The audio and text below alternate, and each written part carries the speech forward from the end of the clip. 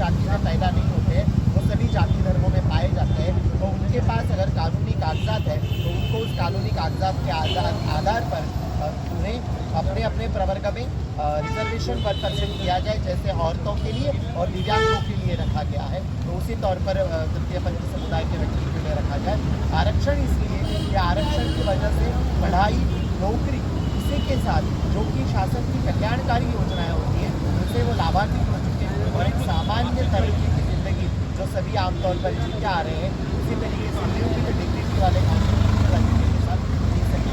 इस मांग को लेकर हम बैठे हैं। हमारी मांग है कि महाराष्ट्र में 1% ओरिजेंटल रिजर्वेशन होना चाहिए।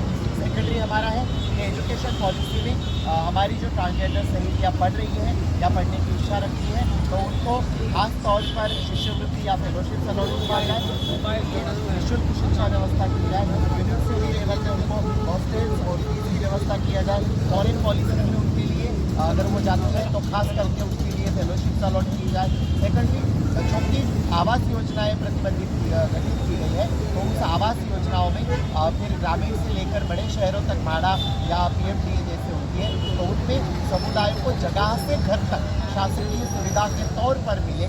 उसी के साथ जैसे महाराष्ट्र सरकार ने एक बहुत हिस्टोरिकल निर्णय लिया था कि लॉकडाउन के पीरियड के दरमियान वैश्या व्यवसाय करने वाली हमारी सहेलियों को उनके निर्वाहन के रूप पर 5,000 रुपया महीना देने का उन्होंने किया है। तो उसी तरीके से महाराष्ट्र में हमारा भी समुदाय भीख मांग कर ही खाता है, उनके पास खुद का कुछ ऐसा एसेट नहीं है, तो उनको भी अगर ऐसी चीज़ें दी जाए तो इन सारी बातों से हम प्राउडली जी सकेंगे और समुदाय एक मेन में आने की लड़ाई जो लड़ रहा है उससे इसको काफ़ी ज़्यादा बल मिलेगा।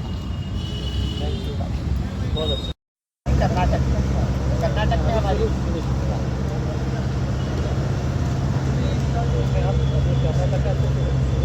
मैं आपको 2014 से आपकी मांगे हैं उसका शॉर्ट में बोल सकते हैं, उसका शॉर्ट